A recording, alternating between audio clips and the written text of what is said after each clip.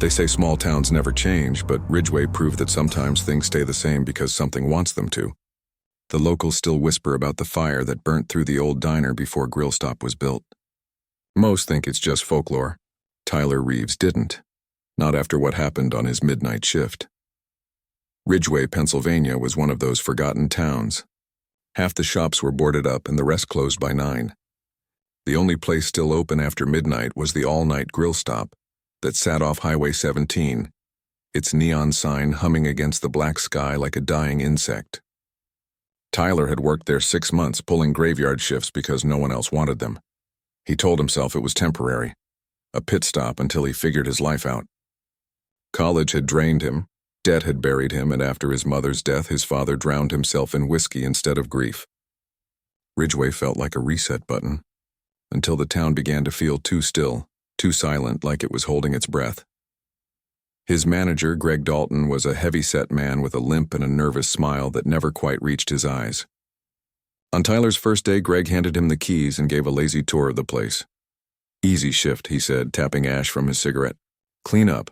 Serve whoever stumbles in, and whatever you do, don't open the storage room after midnight." Tyler had laughed, assuming it was a small-town joke. "What's in there? Secret recipe?" Greg didn't laugh back. He just looked at him for a long moment and said quietly, "Something that never cooled down." At first, the job was as dull as expected. There were a few late-night truckers and an occasional drunk who couldn't tell a burger from a milkshake. The hum of the fryers was almost hypnotic. But boredom has a way of turning into something darker when the rest of the world is asleep. It was Tyler's 5th night when the voice came. At exactly 2:14 a.m., the drive-thru speaker crackled to life. He straightened, wiping his hands on his apron. "Welcome to GrillStop. What can I get you?" Static hissed back at him. Then underneath it, a faint, strained whisper. "Help me." He froze, eyes darting toward the monitor that showed the empty drive-thru lane. Hello? Are you okay?" No reply. The call was met with more static. Then the line went dead. Tyler waited, half expecting headlights to sweep across the lot, but there was nothing. Only the low buzz of the neon sign outside and faintly a smell. Burnt oil mixed with something else. Something like smoke. By the next night, he had convinced himself it was a prank. Maybe the headset glitched. Maybe some kid with a CB radio was playing around. He worked in silence until 2 a.m. again when the headset crackled once more.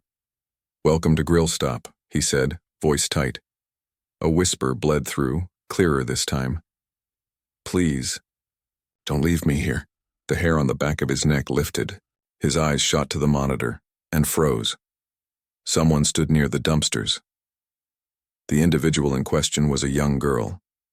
Barefoot, red hair tangled, white dress stained gray. She wasn't moving, just staring toward the building. Heart hammering, Tyler grabbed his flashlight and pushed open the back door.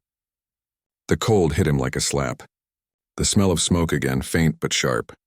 He swept the beam across the lot. "Hey, are you okay?" Nothing. The dumpster loomed silent. When he reached it, she was gone. Only a trail of wet footprints led back to the rear door. Inside, the air felt colder. He replayed the security footage. There she was again, standing by the dumpster until the very end of the clip, when she turned her head and looked straight into the camera. He didn't sleep that morning. By noon, he was at the Ridgeway Public Library, pretending he was just killing time. The librarian, an elderly woman named Mrs. Holt, noticed how pale he looked. "May I help you find something, dear?" He hesitated. "Is there any information about local businesses that have burned down here? Possibly near Highway 17? Her face changed. "You mean the old Ridgeway diner?" She returned minutes later with yellowed newspapers.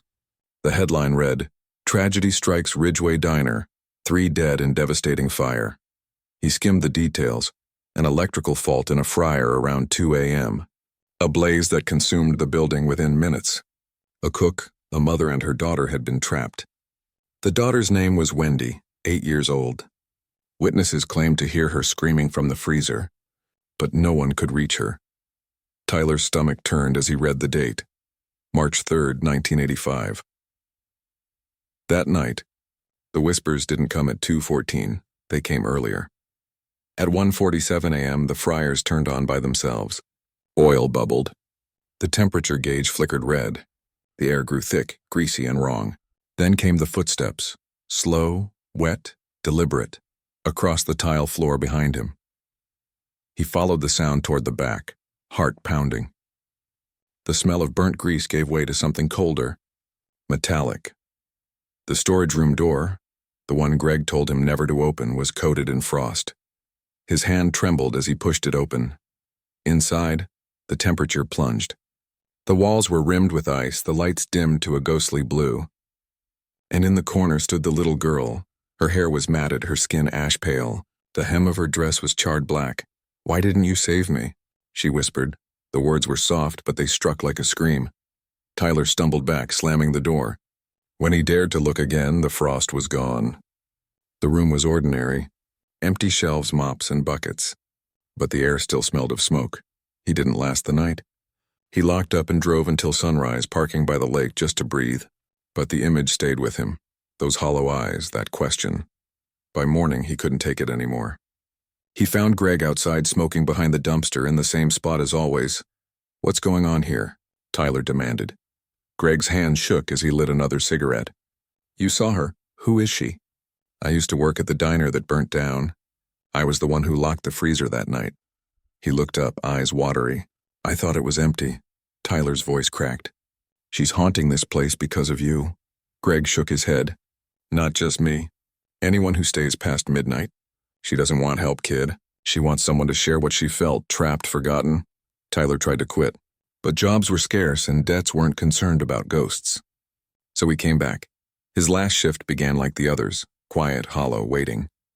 At 2:58 a.m., the lights flickered. The fryer roared to life. The back door creaked open on its own. Frost crept along the floor tiles, spreading like veins of ice. The freezer door hung ajar, a pale glow leaking out. He stepped inside. Instantly, the world changed. He was no longer in GrillStop. He was inside the Ridgeway diner of 1985. Flames roared around the walls, smoke thick enough to choke. A woman screamed somewhere beyond the counter, and there she was, the little girl standing in the fire, her outline wavering in the heat. "Why didn't you save me?" She said it again. "I'm sorry," Tyler whispered, coughing. "I didn't know." "I'll help you now." He reached out. Their hands met. The fire surged higher.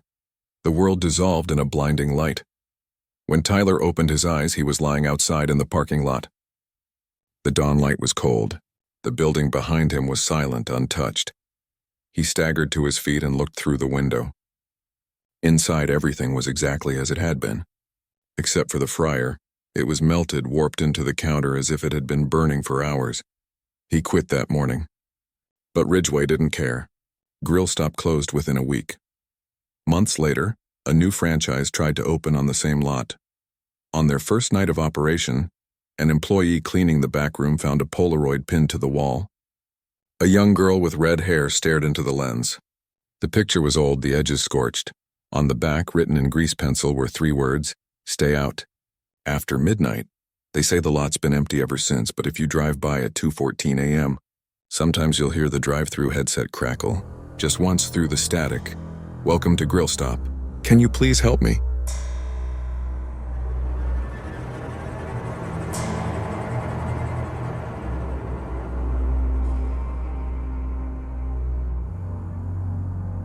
They warned us about the freezer long before the first scream. "Don't open it after dark," the old manager said, half joking, half serious. We thought it was just another story to scare the new hires, until the night the door opened on its own, and one of us never came back out. Fairgrove, Ohio. Wasn't much different from every other small town you'd drive through at midnight. Silent, shuttered, and wrapped in fog thick enough to make you forget where you were. The only light on Main Street came from a single neon sign: GrillStop, open 24 hours. Inside, the smell of grease clung to everything: your clothes, your hair, your thoughts. It was the kind of place where the lights hummed louder than the people did. That night, it was just Mike, Marco, and Tara on duty. Mike had been there the longest, an ex-auto mechanic who needed quick cash. Marco was the loud one, tall, sarcastic, and the kind of guy who laughed too easily to hide how nervous he really was. And Tara, she was new, too new. She still believed that the place could be normal. It was almost 11:45 p.m. when Marco tossed his cap on the counter. "You think the shake machine's going to last tonight?" Tara rolled her eyes. "It barely lasted last night. If it explodes, maybe we get hazard pay." Mike smirked, wiping down the counter. "Yeah, right. GrillStop barely pays us enough to breathe." Their laughter was thin, echoing through the empty restaurant. Outside, the fog pressed against the windows like something alive. At 12:03 a.m., the front doorbell chimed. A man stepped inside, tall, gaunt, wrapped in a worn brown jacket that looked older than the building itself. His eyes were dark, sunk deep into pale skin. He didn't say a word as he walked up to the counter. Tara straightened. "Welcome to GrillStop. What can I get you?"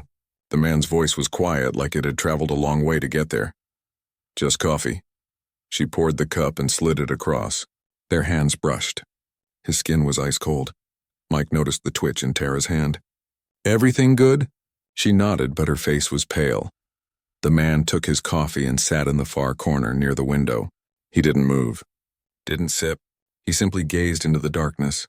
Minutes stretched. The fryer hummed. The soda machine hissed and the man just sat, still as a photograph. "Bet he's sleeping with his eyes open," Marco whispered. Tara glared. "Stop." But Marco couldn't help himself. "Maybe he's a ghost. Come on, look at him." Before Mike could scold him, the lights flickered. Just once, then again. The fryer hissed loudly, bubbling like something alive beneath the grease. The man in the corner stood up. His voice was low and gravelly. "You should leave." Then he turned and walked out. The bell above the door jingled softly as it closed. No one moved for a few seconds. "What the hell was that?" Marco muttered. "Maybe homeless," Mike said, trying to sound casual. But his gut twisted. He didn't even drink the coffee. When Mike checked the table, the cup was gone, completely vanished. At 12:47, the power flickered again. Longer this time. The lights buzzed. The hum of the machines faltered. A sharp metallic smell filled the air. Burnt oil and something else. "Blood?" Marco frowned. "Do you smell that?" Before anyone could answer, something banged from the back. It was loud, metal on metal, deep and hollow. Tara dropped the cup she was holding, the ceramic shattering against the floor. Mike grabbed a flashlight. "Stay here."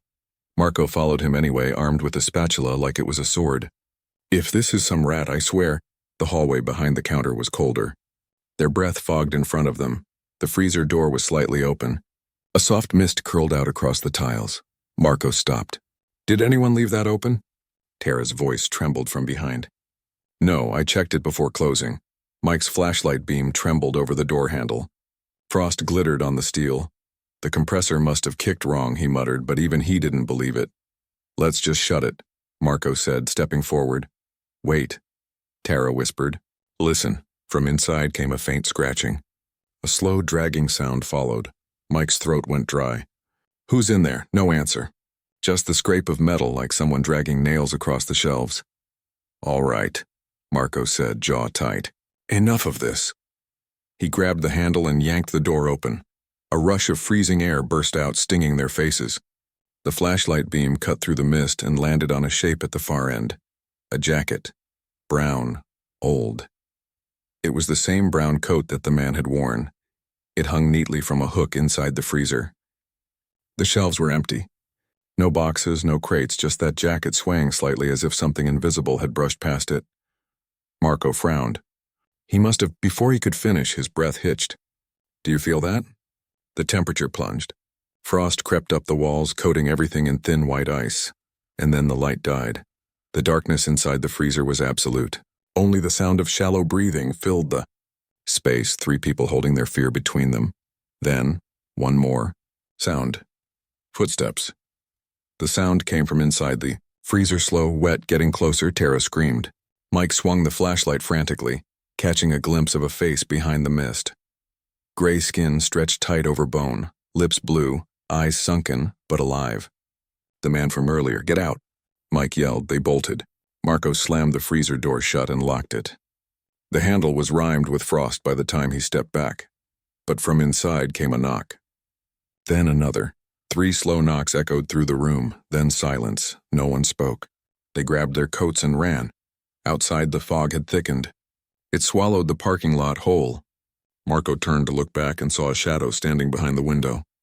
A tall shape in a brown jacket, face obscured by the frost. When he blinked, it was gone. They didn't wait for morning. They didn't even clock out. The next day, the owner called Mike in to explain why the cameras went dead from midnight to 1:30. When they reviewed the footage, something was wrong. The tape showed the three of them walking toward the freezer, but only two walking back. Marco's voice cracked when he saw it. "That's not possible." I was there. But there he was on screen, standing at the freezer door, motionless even as the other two fled. The owner froze the frame. Marco's eyes were open. Frost was forming on his hair. His lips were moving, whispering something, but there was no audio. The owner tried to fast forward, but the footage only glitched, looping the same frame again and again. Thereafter, Mike quit. Tara left town. GrillStop Fairgrove shut down a week later. Months passed. The building was sold to another franchise. But when the new workers cleaned the freezer, they found a brown jacket folded neatly on the top shelf, its fabric stiff with frost. In the pocket was a GrillStop receipt dated that same night. Under customer name, someone had typed one word: returned. And still, late at night, people driving past the old GrillStop say they can see condensation on the windows, even in summer, like someone breathing from the inside.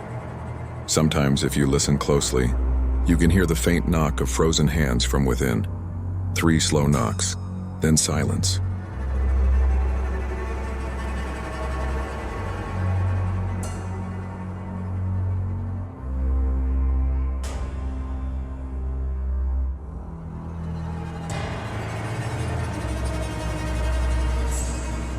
They say nothing beneficial happens after midnight.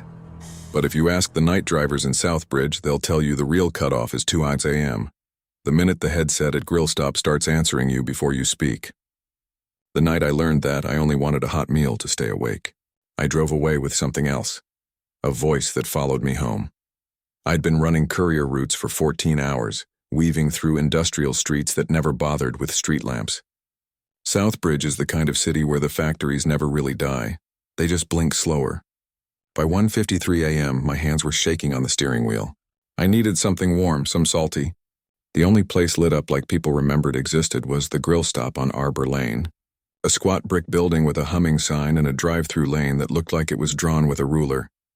The speaker crackled before I rolled to a stop. "Welcome to GrillStop," the headset said, flat and worn out. "How can I help you?" "Double classic fries and a cola," I replied, trying to sound awake. "And sorry, extra napkins." Silence. A hiss like someone breathing through a mask. Then very quietly, "You shouldn't order." I stared at the speaker. "Excuse me?" The voice returned to normal in a blink. "Please pull forward to the first window." The young man at the window looked exhausted. A midnight pallor washed over his face. The lights made the veins on his temples seem too bright. He slid the bag out with careful hands. His fingers trembled when mine brushed them. "Are you good?" I asked. He blinked like I'd pulled him out of a dream. "The receipt's in the bag," he said. "Have a safe night." I pulled away, telling myself I'd imagined the warning. My route map was a mess of blue lines across the east side, and I had 2 more pickups before dawn. At the red light by the rail yard, I reached into the bag for a fry. My fingers hit something cold and metal beneath the napkins. I pulled it out without thinking. It was a pocket knife, folded, old. There was a dark line along the edge that wasn't ketchup. I dropped it back into the bag so fast the grease smudged my sleeve. The light turned green. I kept driving. By the time I hit the freeway overpass, my phone rang from the cup holder. Unknown caller. The last thing I needed at 2:07 a.m. was a spam call, but my thumb swiped before I could stop it. "Hello?" There was a pause, followed by the same drive-through voice which now lacked its customer service tone. "I told you not to order." I pulled onto the shoulder and put the hazards on. "Who is this?" Silence stretched thin over the hum of the engine. Suddenly, there was a click. The call ended. I looked in the rearview mirror, just instinct. No headlights behind me, only the straight tunnel of road and the floating red blink of a tower light in the distance. I told myself that the incident was a prank, a shift worker's idea of fun. I told myself to toss the knife at the next trash can and forget it had ever grazed my skin. At 2:19 a.m., I turned into a gas station for coffee. The pump screens glowed like small televisions. I parked under the canopy and pulled the bag onto my lap. The smell was still good. Salt, fat, the kind of scent that convinces the brain everything is okay. I dug past the napkins, past the fries, past the burger box. The knife had slid to the bottom. My phone buzzed again. It was the same blocked number. "Don't," I said, answering anyway. "Just stop." On the other end, I heard the faint hiss of a line open to a room that wanted to be quiet. Then a whisper, so close it made the hairs on my arms stand up. "Do not look behind you," I froze. The glass doors of the convenience store threw my reflection back at me. A tired man in a windshield frame. Beyond the doors, the clerk was restocking shelves. No one stood behind me. My mirror showed only the dark. But the voice was so steady it broke something in my certainty. "Who are you?" I asked too loudly. "What do you want?" "Keys," it said. "You shouldn't have taken them." "I didn't take anything." The line clicked off. My heart found a new, faster rhythm. I shoved the bag onto the passenger seat, turned the key, and pulled out so fast the coffee lid buckled. Southbound lanes were empty. At 2:30 a.m., the city feels like a map of itself. Every landmark is present, but the scale is wrong. I checked the mirror again out of habit and saw nothing. Then, as the road bent past the old textile plant, a shape entered the beam of my rear view.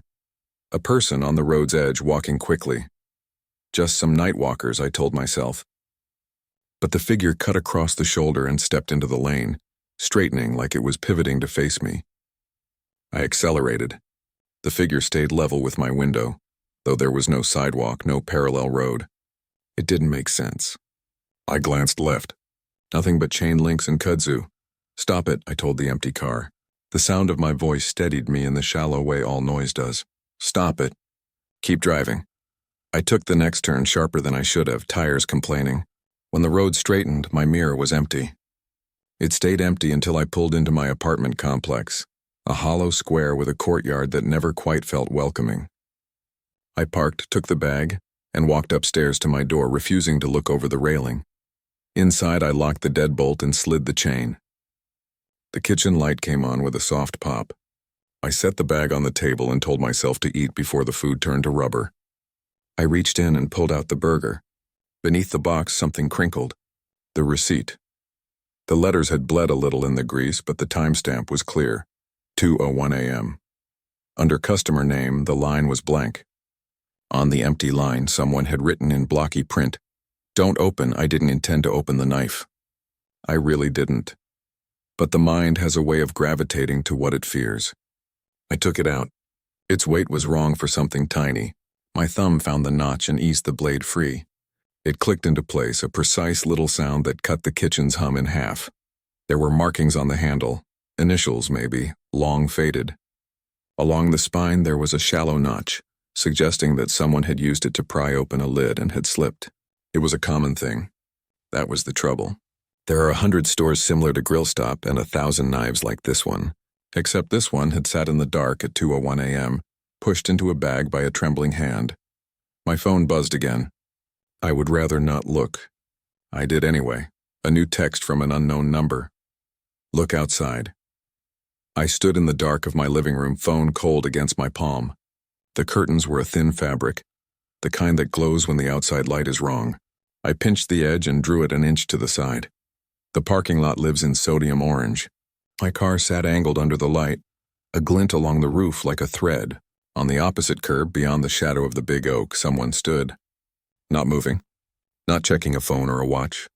Just standing with their face turned toward my window, like the light of the lot wasn't for them at all. The phone buzzed once more.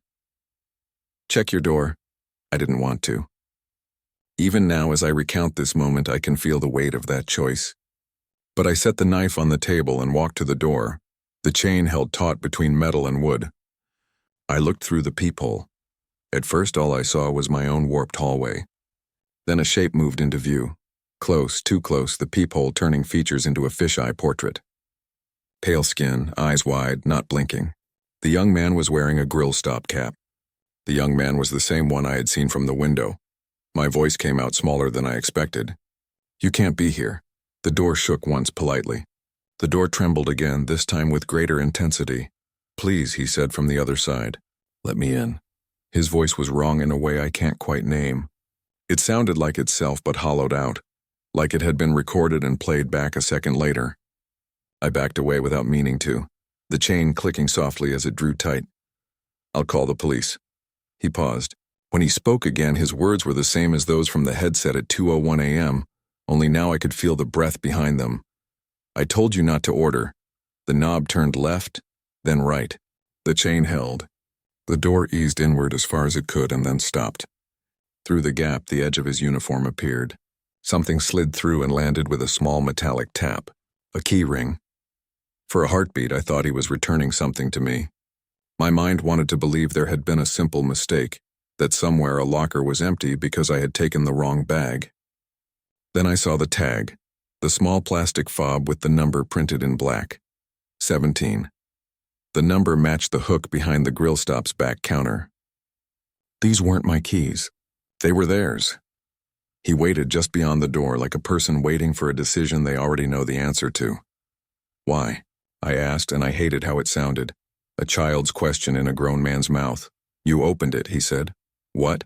He leaned closer and the peephole warped his eye into a flat, glassy coin. "The bag." I looked back at the table. The bag sat half open. The paper darkened where grease soaked into its fibers. The knife lay beside it, open. "It's not mine," I said, because sometimes the truth is a small defense. It is now. I don't understand why the next thought came. This might be because some warnings have existed long enough to be considered true without needing proof. I pictured the freezer behind the counter, the one they all call a cooler because the word freezer is a little too final. I could see the door edge rimed with frost, the air inside colder than any machine should manage. "Please leave," I said, and the words felt like I was trying to push a boulder with my hands. He did not leave.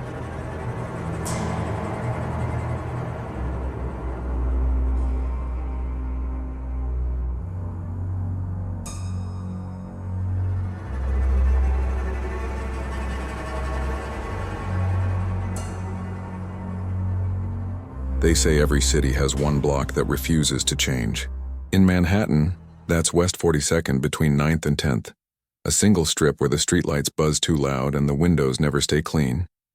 The place that anchors it all is a 24-hour grill stop, whose sign has flickered the same dull red for 20 years.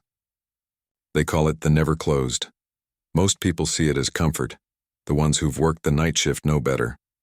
The clock behind the counter clicked past 11:57 p.m. when Tony Mason, the manager, flipped the open sign around to late-night menu. He'd been running graveyards here since before the pandemic.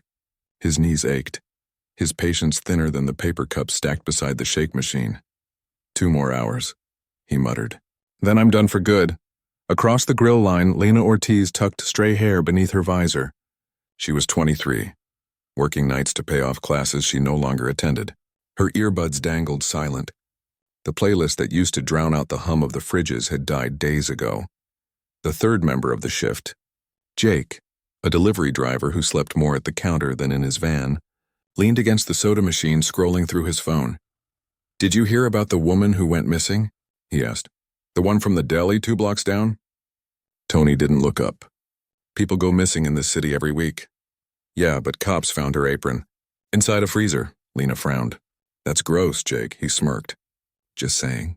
"Don't trust cold storage," Tony shot him a look. "You want to finish the dishes instead of telling ghost stories?" Jake chuckled and wandered off toward the stockroom. Outside, Manhattan droned. Sirens, steam vents, the shuffle of the city's exhausted heartbeat. Inside, the fluorescent light painted everything the color of bone. At exactly midnight, the power flickered. Not a full blackout. Just a hiccup. A breath caught mid-throat. When the light steadied, the fryer oil was bubbling on its own. Tony swore under his breath. Not again. He reached for the switch. It was already off. "Probably a short," Lena said, forcing a smile that didn't reach her eyes. The smell hit first, acrid, metallic. Then the smoke detector chirped once and died. Jake reemerged from the back. "Hey, who left the freezer open?" Tony spun. "No one." "You restocked it last," Jake shook his head. "It's wide open. And there's frost on the floor." They followed him down the narrow hall that led to cold storage. The steel door hung ajar, pale mist crawling over the tiles. Inside, light flickered weakly like a dying bulb. Lena hugged herself. Tony shut it, but something stopped him. A sound, soft, rhythmic scraping metal on metal. Like someone dragging nails across the shelving, he swallowed. Anyone back there? No answer. The scrape came again, louder, closer. Jake whispered, "Probably a rat the size of Jersey." He stepped inside. The temperature dropped 10 degrees in a blink. His breath fogged. "See?" Nothing. He turned toward them, grin half-formed. Then he froze. Behind him, deeper in the white fog, a figure moved. Tall, thin, skin the color of old wax, eyes like wet ash. It tilted its head, studying them. Tony slammed the door. The handle rattled once from the other side, a low, wet thud following it. Lena's voice broke. "What was that?" I don't know," Tony said, already backing down the hall. "We're locking up." Jake banged from inside, his shout muffled through the steel. "Hey, not funny!" They stopped. The voice was no longer Jake's, it was lower. "Wrong. Let me out." Lena shook her head violently. "That's not him. That's not his voice." The door handle began to turn on its own, metal squealing. Frost spiderwebbed outward across the frame. Tony grabbed a broom handle and jammed it through the latch. The knocking stopped. For a moment, silence. Then a whisper came through the seam, almost tender. "You can't keep it closed." Something hit the door from inside. Once. Twice. A third time. So hard that the wall trembled. Tony bolted. Lena followed. The restaurant felt different now. Longer, warped like a dream hallway. Every bulb flickered in sequence as they passed beneath. By the time they reached the dining area, the front doors were locked from the outside. Tony yanked. The latch wouldn't move. Lena's reflection in the glass looked delayed, like the glass itself was remembering her a second late.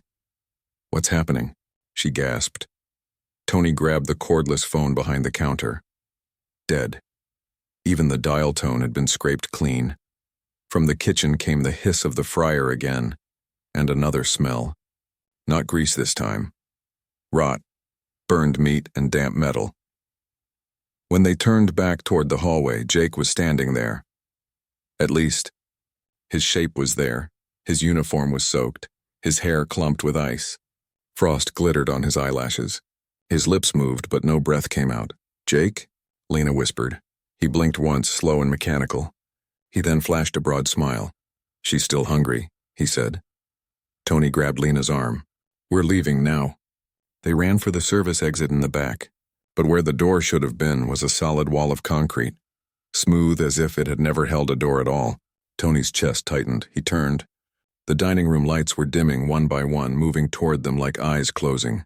Jake, or what had been Jake, was walking closer, steps wet, leaving prints that steamed on the tile. Behind him, through the doorway, the freezer door yawned open again. Inside, the figure waited, its shape flickering like a glitch in old film. Lena whispered, "It wants us inside." Tony looked for anything. A weapon. A window, but the walls were sweating, the air thick enough to taste. The fryer hissed louder, a red light glowing from the oil as if something underneath was burning. Jake's voice came softer now, almost pleading. "It's freezing. Help her." Lena shook her head, backing against the counter. "We can't." He took another step. The temperature plunged. The ketchup bottles on the tables burst with a soft pop, red streaking down like blood. Tony lunged for the main breaker panel. Sparks flew as he slammed the switches down. The lights died. For 3 heartbeats, there was perfect darkness. Then a glow rose from the kitchen doorway, not electric, but firelight, flickering gold and red. The heat hit them first. Sharp, impossible after all that cold. Smoke rolled out across the ceiling. The fryer was blazing, flames curling up the grease-slick walls. Through the smoke, the ghostly figure stepped forward. Its face shimmered between shapes, the cook, the mother, and the little girl from the old Ridgeway fire, all blended into one moving shadow. "You kept cooking," it whispered. "You never stopped," Lena screamed as the heat chased them toward the front. The doors still locked. Tony grabbed a chair and slammed it against the glass. It bounced back intact. He hit it again. A third time. The crack spidered, light refracting through it like ice fracturing. Behind them, Jake's silhouette dissolved into the smoke. "Tony!" Lena cried. He swung one last time. The glass exploded outward, night air rushing in with a roar. They stumbled onto the sidewalk, coughing, gasping. The cold Manhattan wind slapped their faces, almost kind in comparison. When Tony looked back, the restaurant was quiet again. No flames, no smoke. The neon sign above flickered twice and steadied. Open 24 hours. Inside, everything was normal. Tables upright. Fryers still clean. No sign of Jake. Sirens wailed in the distance, responding to a false alarm that would never make sense on paper. Lena turned to Tony, voice shaking. "We saw that." "We saw it?" He nodded once, eyes on the window. "Yeah, and it saw us. GrillStop Manhattan reopened the next day." Corporate wrote it off as an electrical surge. Tony quit that morning. Lena packed and moved to Queens, but a month later, a new crew took the night shift. On their first weekend, the health inspector noted a strange phenomenon. The walk-in freezer refused to stay above 20 degrees, no matter how often it was repaired. Each morning, the inside of the glass door bore a single handprint, small and red at the center, frost-rimmed at the edges. No one could clean it. The smear always came back, and every night around midnight, the security camera nearest the kitchen caught the same frame of static, just 1 second long enough to show 3 figures at the counter, frozen mid-scream, with the fryer behind them burning bright. The timestamp never changed. KM. If you ever find yourself in Midtown looking for a late-night meal, you'll see the GrillStop sign still, flickering at the corner of 42nd. You might think it's comforting, a place that never closes. Just remember what they call it, the never closed. And if you happen to walk by after midnight, keep going. Because sometimes the lights inside are still on, and if you look closely enough, you'll realize they're not reflecting out, they're burning in.